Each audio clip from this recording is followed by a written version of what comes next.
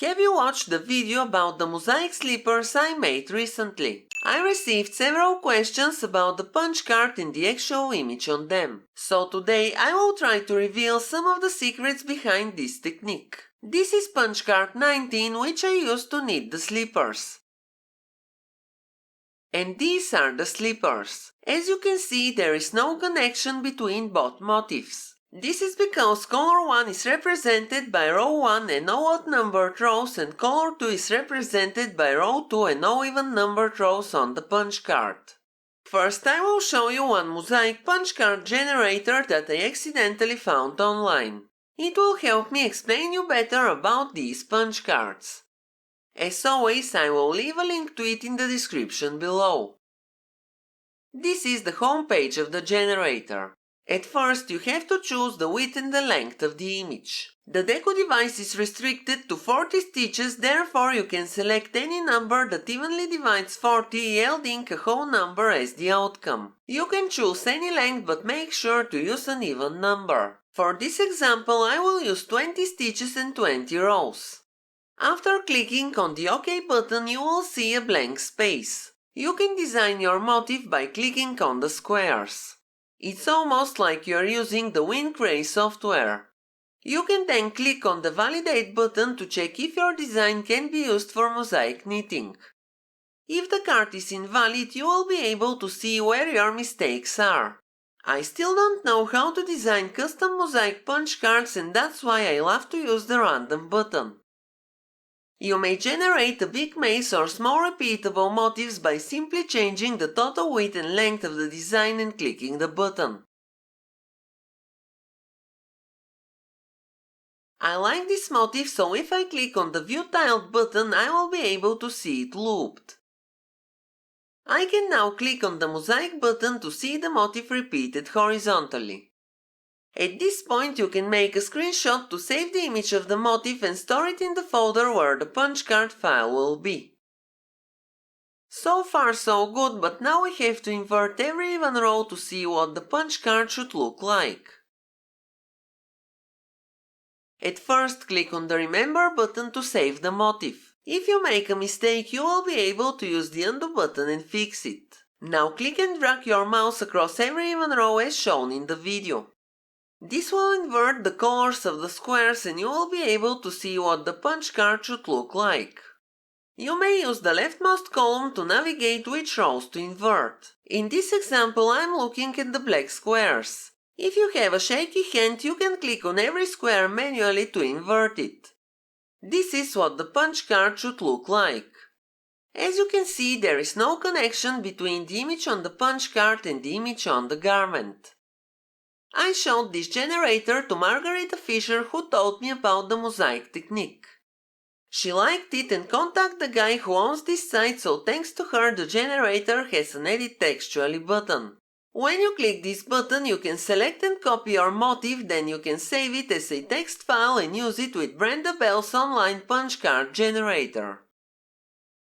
There is also an option to change the symbols with custom ones. Now let's get back to Punchcard 19.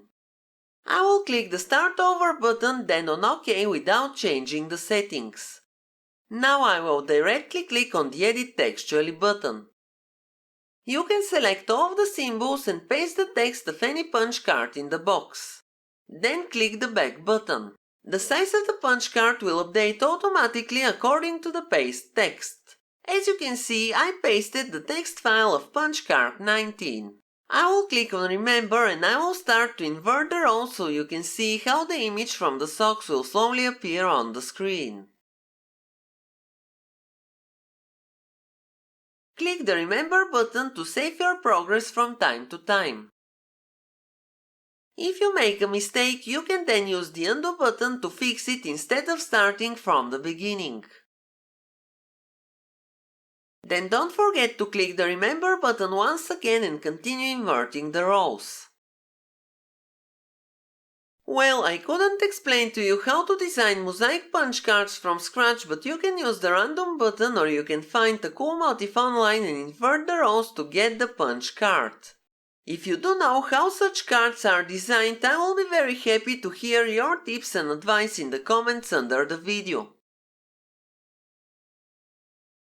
As you can see, this is the motif I got on the slippers. I can now click on Validate and it seems we have a valid mosaic pattern.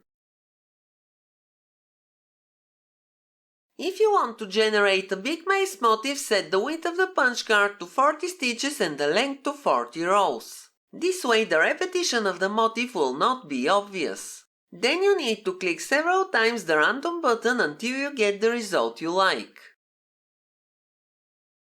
I think this one looked pretty good.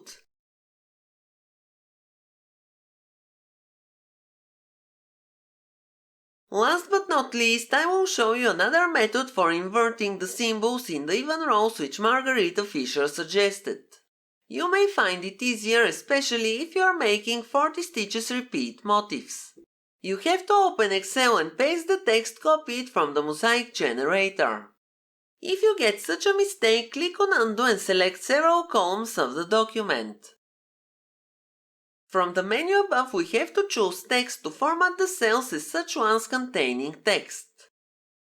Then right-click on the first cell and paste the text from the generator again. Now click to select the first cell of the second row, then press and hold the Ctrl key and left-click to select every other cell as shown in the video. Open the Find and Replace dialog from the menu above. At first, I will change the dash symbol to the letter A. Now when I click on Replace all of the dash symbols will be changed in the selected cells.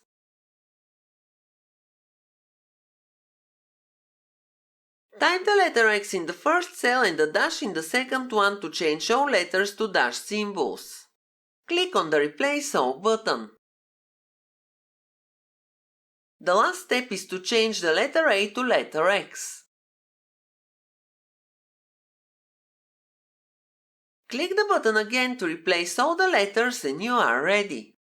Now you can close the Find and Replace dialog and copy the text. Paste the text in Notepad and you will see that the card is inverted. Note that I'm showing you this only as an example. You need to use the actual Punchcard 19 without inverting the rows to knit the second image on your mosaic fabrics. That's all for today. Thank you for watching. Have a nice day and see you in my next video.